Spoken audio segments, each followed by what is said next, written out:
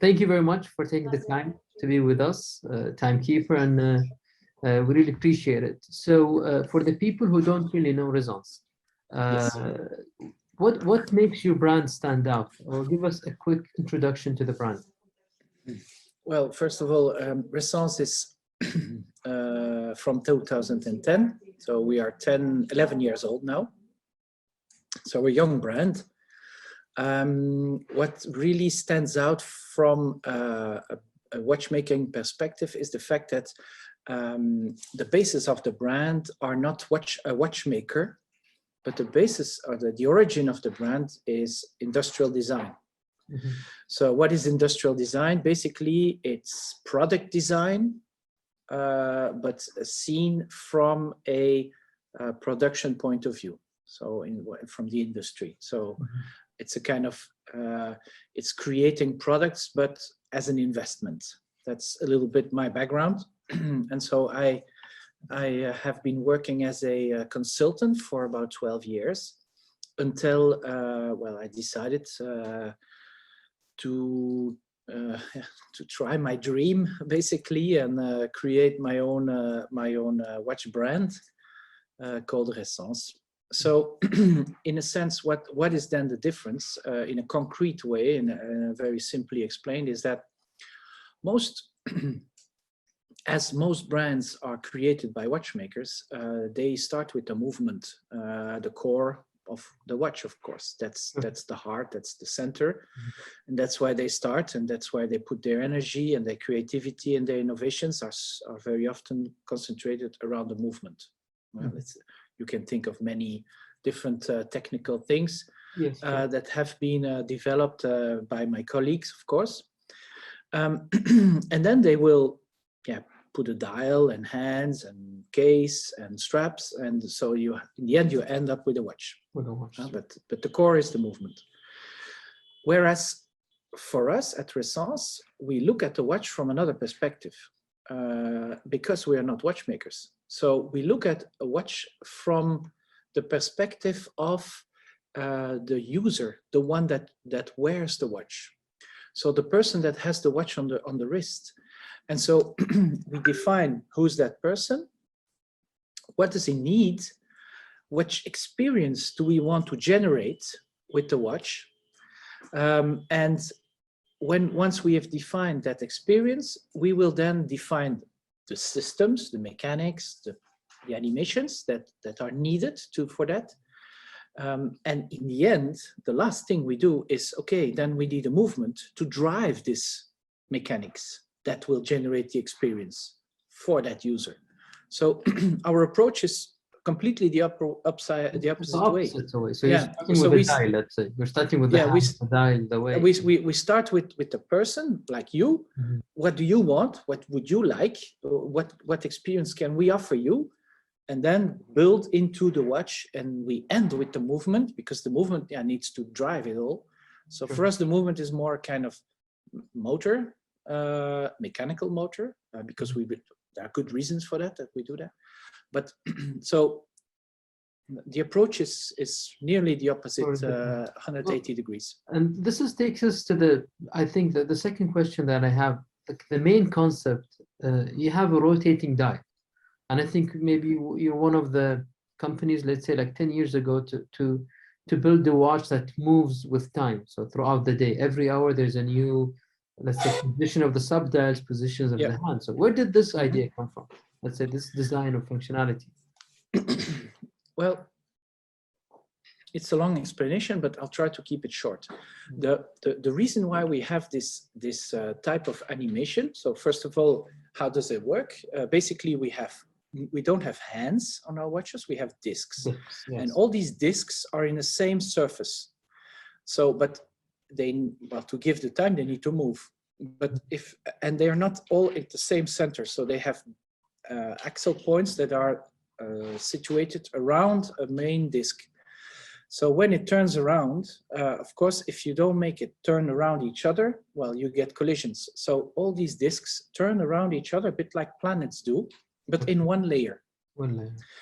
And we do that also following, and that is very important, the same way of reading the time, because you can invent a new type of watch, but if then suddenly it becomes really hard to read time, yeah, then maybe you didn't do a good job. So, because reading time with hands, once you've learned it, and you need to learn it, it's not intuitive at all, but once you know, it's very effective. You read it really fast. So we took that as a base, but we changed it and we put it in 2D. Instead of layers with hands on top of each other, we put everything in one layer. And the reason why we do that is because, and you as a journalist, you should know that, when you read an information that is two-dimensional, you can read it a lot faster than a three-dimensional information. So if you have depth, it suddenly becomes a lot more complicated. It comes from the fact we have two eyes and that our brain needs to transform the stereo image into mono to understand, well, okay, this is a whole process. So we took that logic of reading time like on a piece of paper, but then on a watch. So that is, let's say, the basis of the dial we have. And as a company, even in the 10 years, you have so many innovations, or the way of, you're still following the same way of displaying time. But again, if we go deeper bit and try to explain it in a simple way, because I think I know how it works, but maybe not everyone. So we do have the main movement, and then we have magnets that's connected the disc that you were spoken of, right? That drives the disc around, right? Well, the magnets is only in one or two models we have. So normally, the watches we have are built in let's say, 2 layers.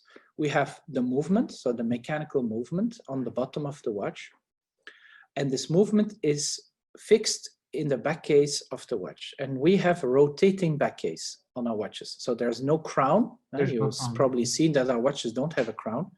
It's because the movement is attached to the back case, and the back case can rotate. So when you set the time, basically you turn the whole movement. True. Yeah. And then on top of that movement, you have the dial, so the system that drives all the discs.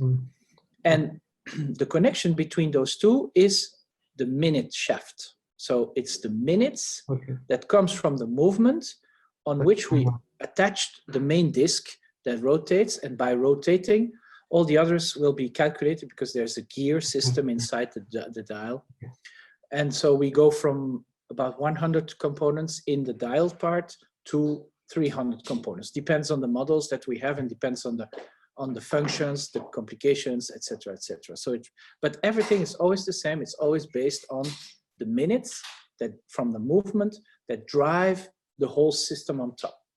And so when you refer to the magnets, is the oil thing, yeah. That's for the watches with oil, but it's the same system. We send minutes into the oil side, but we can't do it with a shaft because then there's a leak. So to avoid the leak, we have a magnetic transmission between the dry side and the air side of the watch. And so these magnets, they follow each other, and there is a case in between of them. Definitely. And I think I know people who own the watch, and we're going to talk a little bit about the current collection, what you like about them. Yes.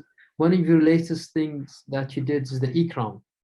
Correct. I had few people saying that sometimes it's difficult to wind the watch and then set it up because there's 2 sides, and you go. I tried it a couple of times from friends and such. So quickly, also, can you explain what is e-crown? Yeah, sure. Especially when you talk about Swiss watchmaking, they're very traditional, and they really like to remove anything electronically in it, just keep it pure mechanical. Well, on your first part of the question, I would say, if you're used to drive your car on the left side and I put you in a car with a steering wheel on the right side, suddenly it feels hard to drive, but it's not more difficult. It's just different. And that's because, again, we approach watchmaking in a very different way. There has never been a questioning about the crown in watchmaking. The crown is from 1842. I don't know how much is it in your year counting, but it's But really that's long. exactly, so we do use the Georgian. It's Okay. really long. Yeah. So nobody asked, but because it's a very, very bad invention.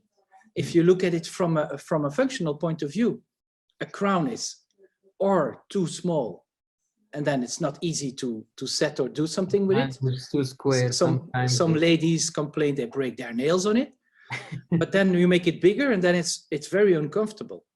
Yeah. So it's a bad invention. It's just it's not a good concept. And then you have left, right. Okay, there are many things. So we thought first on the other watches that don't have the e-crown technology, they have the movement, the crown system. Well, okay, the setting is on the back case. Okay, so yes, you have to take off the watch to set the watch. But then on the e-crown is a technology that we developed for a few years now. It has been a very, very big development, certainly on the scale of the company we are, but we really strongly believe in it. And let me first explain you what e-crown is.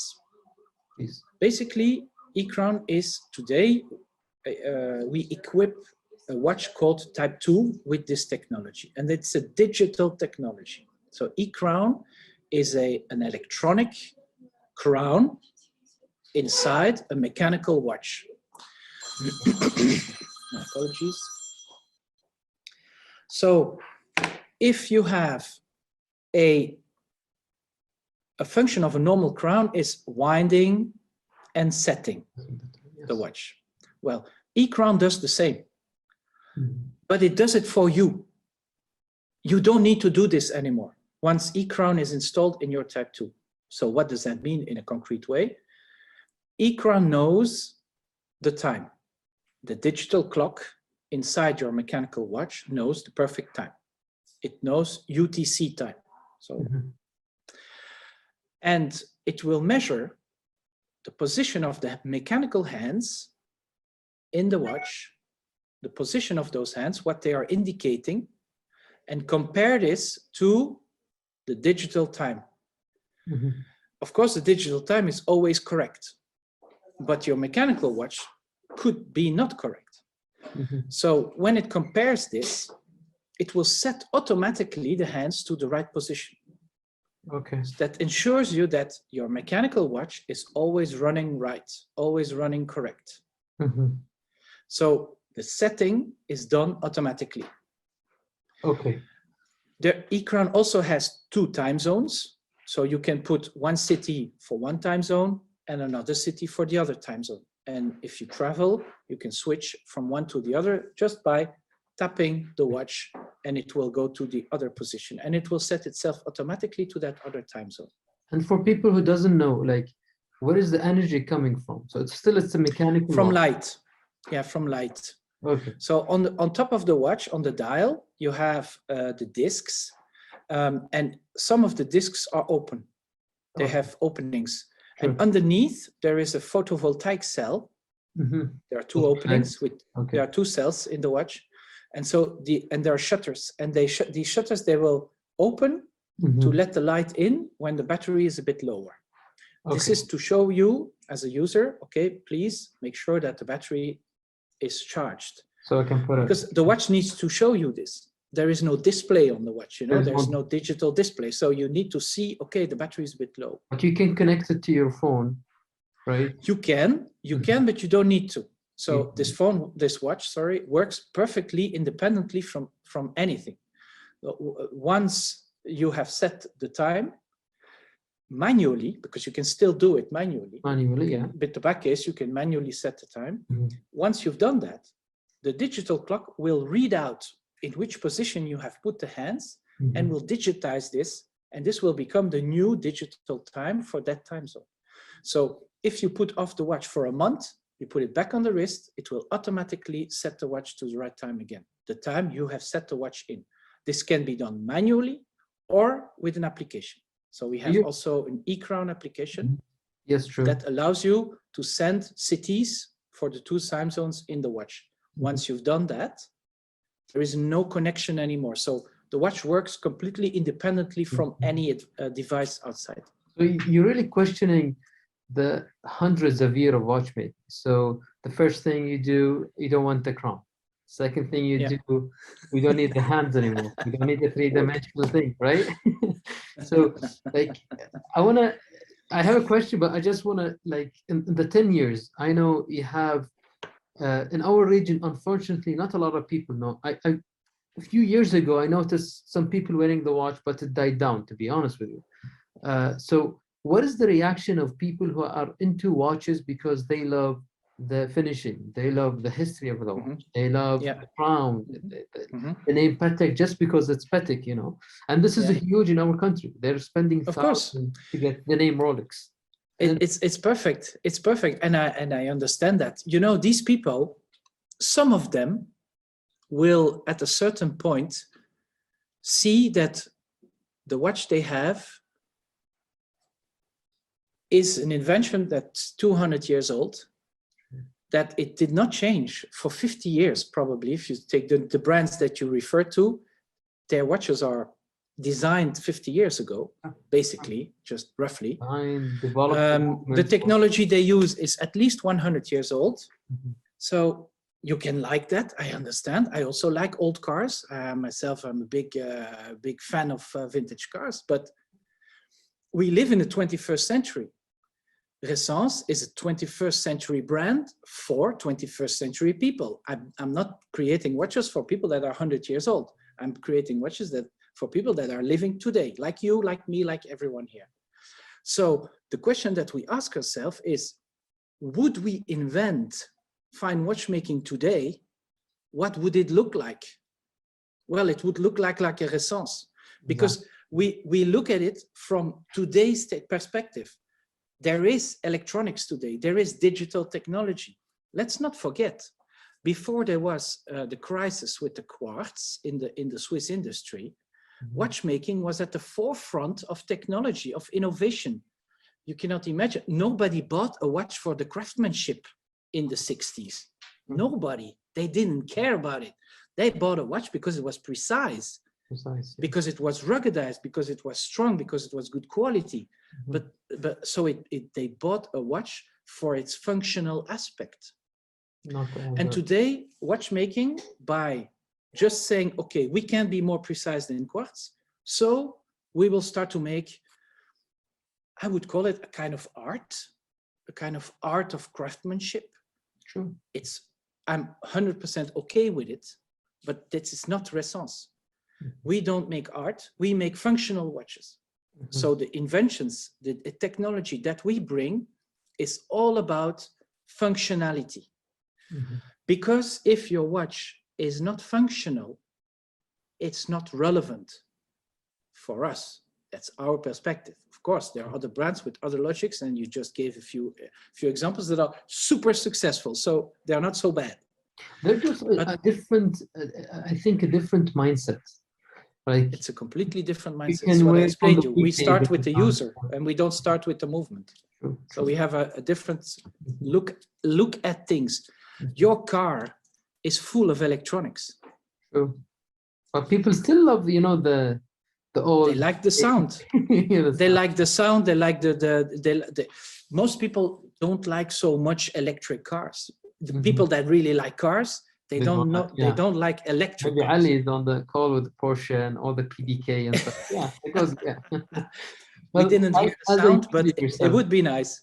So that is why we still have a mechanical movement, because a mechanical movement gives you more a feeling of empathy than a quartz movement, for example. You hear it ticking. I give you the example. You have two watches. One is quartz and one is mechanical. They cost the same. You take a Patek with a quartz movement and you take a Patek with a mechanical movement. They both break down. Which one? And I tell you, there's only one you can save. Not a second you will hesitate to save the mechanical one. Yes, that's why I ask. It's because sentimental also to have a watch that can live for the 100 years ahead. Anybody can service. That's definitely why people see them as piece of art, and it's a piece of art. So yeah. So That's let me of ask you course then, as a user, what's your favorite watch from your current collection? Because you just celebrated the 10th anniversary and you have amazing, honestly, and I told Ali, very interesting and a beautiful collection. Um, well, this question is difficult to answer because I designed them all myself. So, and every time I design a watch, there is a reason why I do it. So I could say, yes, for in a day I feel sporty, I would say, okay, my preferred watch would be a Type 5 because it's my diver. It's the watch I will wear in the ruggedized circumstances. I would say the watch I'm most proud of is the Type 2 because it represents, in a sense, the vision we have on fine watchmaking, the fine watchmaking of the 21st century. So by combining technologies, you very often end up with something better that is adding functionality and making your product more relevant than something beautiful on the wrist. I agree, beauty is also a function, but when it comes to a watch, I think it's the most important aspect of a watch is still to give you the time, seen from our perspective again. For some, it's not. For some people, and I perfectly understand it, it's just to feel better because they have a strong brand on their wrist. I feel stronger, I feel better. It's a bit like high heels for girls. They feel stronger when they wear them. Sure. Well, for us guys, it's the same. It's the same. We have a Rolex, we feel better. So, it's the same. It's the same logic, but differently. You know, we really see it from that. Who do you see your current customers then? Like, as a young brand, and as Ali spoke, and I go to different expos and such. For me personally, it's really important to meet and know the persons behind the brand, and I'm guessing the same to you too. It's really important to know the people who are like true followers. So who do you see them? Are they young? Are you getting the older generation or the new people getting into watchmaking in general? Well, we have because we have a very different type of persons that buy our watches. It was for us quite a difficult thing to put something that was common to all of them. You could say they're old, they're young, they're beautiful, they have money, they have whatever, they have a Porsche, but it's not. Some are allergic to Porsches, some are allergic to watchmaking, some are allergic to things that everybody thinks it's normal. So we have searched for this, and we found out that the common denominator for Essence is people that are challenging the state of the art in their field. When we see what they do in their business, usually they have a business or they created something with their brains, usually intellectual, creative, yes. Their added value comes from their creativity. You see that all of them were successful because they challenged something there was in their field. They challenged it using new technology or whatever to bring something new to the table. So I think that's the common thing we could find. So so we tend to say they're more forward thinkers, looking at, well, okay, what's next? What will be after? So there's now this. They don't accept the norm, like what you guys do. What are you guys doing exactly? You're not accepting what is 100 years of watchmaking. So, okay, we need to change the crown. If it's good, you can accept it. But technology today is not the 100 years ago and not the one 200 years ago. So why not doing something with it? That is for me the frustrating thing about sometimes with watchmaking. Why would we do the same thing all over again? I know why, Ali. I'm not going to tell you because it's frustrating for all the people that view this video. But there is a good reason why brands don't do it. Because they could pay the best designers in the world, but they don't. I know. So they could hire the best thinkers in the world, but they don't. They have so much money. You see how the publicity they do. It's a fortune. They can pay the best brains in the world. They don't. I know. So they have decided not to do it. That's again a lot of it's a different perspective. That's why you have different people, and this is what I love about watches. And honestly, for me personally, when I meet a guy who wears, I don't want to name names, let's say, so who wears a certain brand that's in the same building, you see six people wearing it. It's not interesting to me. What else do you want to tell me about the watch? It's the same movement, it's the same Well, idea. because we are social creatures. It's a very important aspect of humankind, is that we are social creatures and that we want to belong to a certain group. Oh, that's a whole. And there is not much we can do as guys than have a watch that will fit the other guys and say, okay, yeah, I'm a bit like you, you know, we have the Well, same brand, we like the same things. one of the things that that's that's another question that you don't have, but I notice, or I'm happy that in the last 2 years we see a rise of independent companies. People started to appreciate the craziness of Max Buzer, the innovative of Moser, FP John doing even traditionally things, but again in a different way. That's both benefit, of course, benefit to you. And do you feel that people are starting to look into different things away from the traditional watches or not? The past Well, year. fortunately they are. That's what I was also starting to explain in the beginning, is that these people that you talk about now, their first watch was probably an Omega, probably a Casio if they were younger. Mm-hmm. They've probably had a Patek or a Rolex, or maybe a Richemont brand. Okay. But then at a certain point in their evolution, it's something that you don't, you know, independent brands is not your first watch usually. So you have to go through a kind of mature process in appreciating things. You know, your first car is never a niche brand. It's gonna be a major brand, and then you go on and on and on. Some people stop at a certain point. They stop with the Rolex. It's fine for them and fine for me. But at a certain, some of them will continue and dig into watchmaking more and more, and come, yeah, to the idea. Okay, there is more than a brand. There is also a watch. There is really a product, because what is common between all these independent brands is that we call them independent brands, but they are independent thinkers, and they, at the base, they think differently. And what they do, they don't sell you a brand. I'm sorry, there is something. They don't sell you a brand, they sell you a product.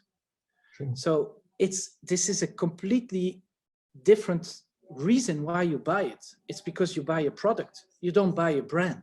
Mm-hmm. And so this is, I think, the interesting thing of our business is that you grow towards independent brands slightly. Sure. It's a mature. I'm happy to see that. So I know we're running a little bit out of time. Let's talk about what's next. Do we hope to see new complications from Razans? Do we hope to see new models in the coming year? Yeah, so of course, recently we introduced the Type 1 Squared, and Type 1 Squared introduces a new technology that is based on reading time by color. Yeah. So we are used to wear watches with hands, maybe digital watches, but a color is also a very strong communication carrier. If I say, we talk about temperature and I say red, you immediately think warm. So your brain doesn't need a fraction of a second to understand, to make that link. And so we can do the same for time. If I say yellow is the morning, you will know, okay, every morning my watch is yellow, and in the evening it's blue, and in the middle of the day it's green. So you have the colors. That's not very precise. But then if you combine that color with a size or an array or different dimensions, you can make it more and more precise. And so you can, just by having another way of representing time, you can make it a lot more efficient. The concept dates already a few years for us, because it's kind of spin-off of a project I did with a professor at Harvard. And so it's a bit a light version of the concept we developed together that I introduced now on the SquareDix, but for sure later on in a few years we will come with the full system where we augment the reading precision by 50%. So what does that mean? You check the watch, you have 50% more chance to read the right time in 0.65 seconds. So check, very short. You have 50% more times you're correct when I ask you what time is it now. Hours and minutes with this new concept. So that's a very, very strong advantage. And one of the parameters we use is color. Color. Amazing. So yeah, we go back to the first question that you're starting with the functionality of the. Of course, yes. Functionality is key for us. Amazing. Well, hopefully, I think, again, thank you very much for your time. I can see. Thank you for the invitation. We can, I know last year was a tough year on all of us, I guess. And we're still here in Kuwait. We're a bit struggling to, that's why we need to end up. So we have to make the curfew before we close down. But what are you hoping for 2021? Well, 2020 for us, fortunately, was not too bad. We did a comparable turnover as 2019, so that's a few great. €1,000 difference. So really not too bad. I'm very happy. And you celebrated the anniversary. Yeah, it was for our anniversary, yes. But 21, yeah, I don't know. It's another lockdown year. Huh? Let's face it. We just today we went into a new third lockdown here in Belgium, so it's not clear what's happening, and our governments are postponing and postponing and postponing. With us, man. It's terrible here. Becomes a sanitary dictatorship slowly but surely. So well. I hope it's going to be fine. I hope so, but yeah, I don't know. We'll see. Thanks. When is one last question? When is the next watch coming? A tip. When do we get to check Razan's next? Well, we have novelties during the year. We will have something for Watch and Wonders, and a bit later in the year also, and. We hope maybe beginning of next year there will be new things. So we are working on new models, of course, all the time. We have a 5-year plan. So we start with one, and then the other one is a bit further, and the other one is nearly finished. You know, it's something that moves on all the time. No? So yeah, you'll see. Watch and Wonders, next novelty coming out. Hopefully. Thank you very much for your time. I really appreciate it. Thank you, Ali.